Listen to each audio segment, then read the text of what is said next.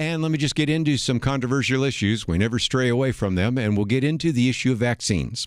Now, again, let me just hasten to add that if you go up and down where we broadcast from, you're going to have some people who have already had the vaccine, some that have not. So I'm not trying to argue one way or the other, although I've tried to give you a lot of information, and that's the point. It is becoming more and more obvious that even trying to give the basic information, even trying to ask the question, how many people have been adversely affected by taking the vaccine? Those questions are not allowed to be asked. Well, we can ask them here at Point of View. But before we get into some of those, let me mention that one of the articles I've posted is by Matt Vespa.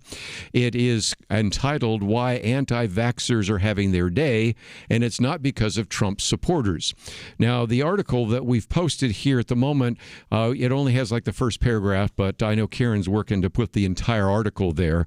But I don't need to even have you read all of it, although you might want to, because it's really fascinating. Because first of all, to give you the disclaimer, Matt Vesta says, I got COVID last November.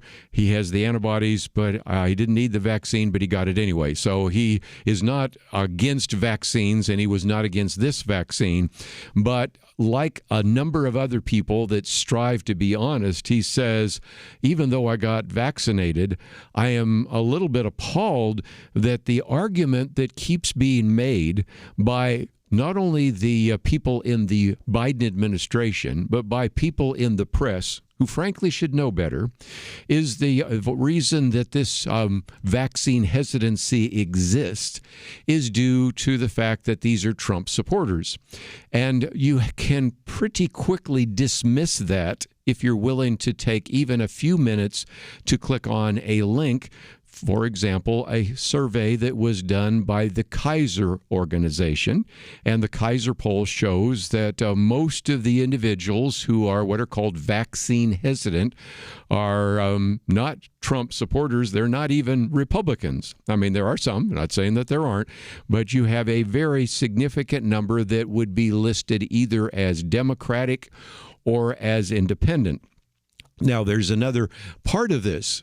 The argument is that Donald Trump did everything he could to prevent people from taking the vaccine. I think that's got to be considered wrong.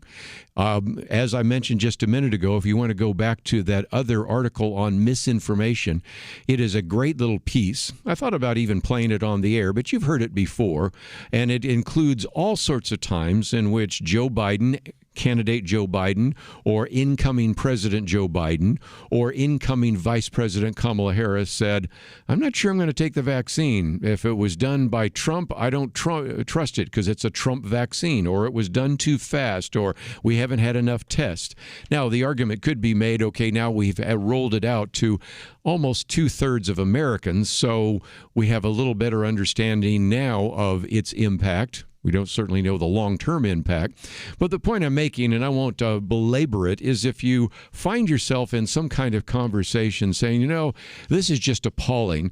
Not only is Facebook and all the social media killing people because they're posting things causing people to question the vaccines, but if it weren't for that Donald Trump, many more people would be taking the vaccines. And the reality is just the opposite if you just look at the numbers. And so I wanted to post that for you because it seems to show up on a regular basis, and even listening to the local media, they just keep coming back to the fact that it's white Republicans that are the problem. By the way, it also has a link to the number of people that are identified as minorities that aren't taking the vaccine either.